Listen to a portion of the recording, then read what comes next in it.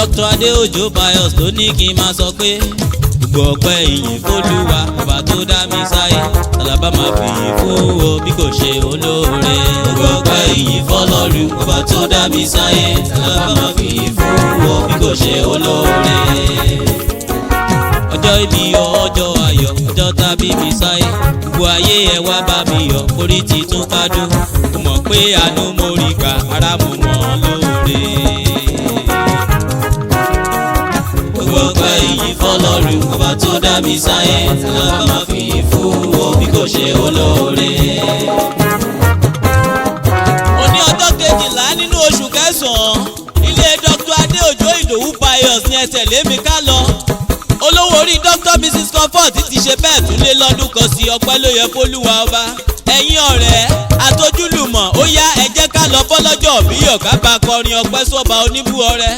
Dr. Adeojo Idowu Pius òṣìṣẹ́ elétò ìlera tó kórìíra ìmẹ́lẹ́ pátápátá àfijú dókítà tó mòye ọba adẹ́dá ò ní jẹ́ kó o kánjú ra lákejì 50 ọdún lókè èèpẹ̀ tó kún fún ohun tó lóyìnbó ń pè ní humanitarian service ìfarajì àti ìgbáyégbádùn aráàlú ló jẹ́ lógún lẹ́nu iṣẹ́ tó yàn láàyò gẹ́gẹ́ bí dókítà òyìnbó tó mòye fún ìgbésí ayé tó nítumọ̀ tẹ́ ẹ gbé ní dúníyàn láti 50 ọdún Dr. Adeojo akíọkú oríire ọdún 1971 ni wọ́n bí Dr. Adeojo nílùú Arámọkọ Èkìtì bàbá àti màmá tí wọ́n bí wọ́n pè é ní Pius Adeojo ṣùgbọ́n bàbá bẹ́nìyàn sáyé níṣe lọ́lọ́gbọ́n túra rẹ̀ bí ìjáfẹ́fẹ́ àti bẹ̀rù Olúwa òun ló ṣe bẹ́ẹ̀ tó sọ ọ́ dakọni dókítà ó yá gbọ́wọ́ ijó gẹ́ngẹ́.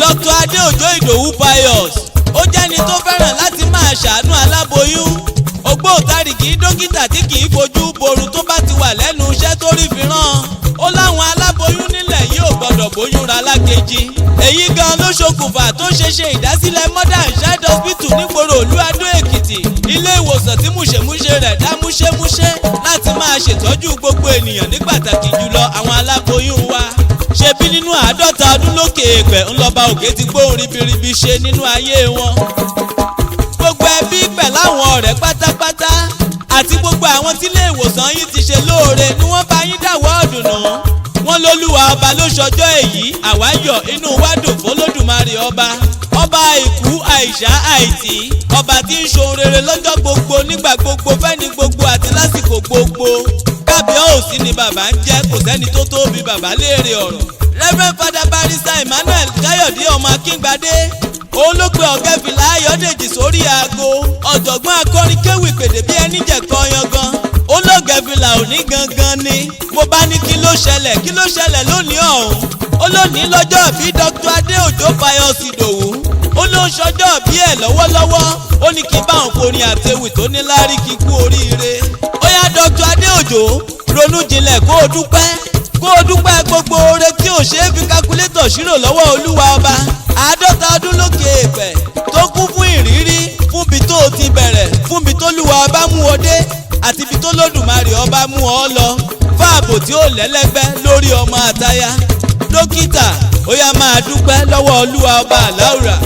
Dr. Mrs. Olúbùnmi Comfort aya rere lọ́dẹ̀dẹ̀ ọkọ aya tó yàtọ̀ gédéǹgbé sáwọn obìnrin pa mí kú sórí bẹ́ńbẹ́ sọ́kọ pẹ̀lú gbogbo ohun tọ́lọ́wọ́n bá mi fi dá lọ́lá pẹ̀lú ẹ̀mí ìrẹ̀lẹ̀ ló fi ń bọ́kọ̀ gbé lọ́jọ́ gbogbo ó ní kí n bóun kí ọkọ òun kú oríire àti gbogbo àwọn ọmọ tó Lódùmarè ọba fi ta ọ́ lọ́rẹ gbogbo wọn náà sọ pé dáàdì Olúwa ọba ò ní fèyí ṣòpin Dr. Adeojo Pius Idowu wàá ṣe 60 70 80 90 120 lókè èèpẹ̀ nítorí ẹ̀mí gígùn ni bàbá mímọ́ sọ pé òun yóò fi ta ọ́ lọ́rẹ long life and prosperity dáàdì Olúwa ọba ò ní fèyí ṣòpin.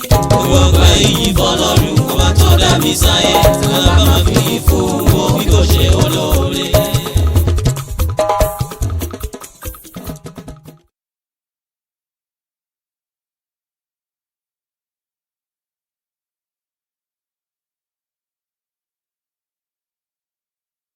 nítorí ẹ̀mí gígùn ni bàbá mímọ́ sọ pé òun yóò fi ta ọ́ lọ́rẹ long life and prosperity dáàdì Olúwa ọba ò ní fèyí ṣòpin. Gbogbo ọgbà ìyìn f'Ọlọ́run ọba tó dá mi sáyé.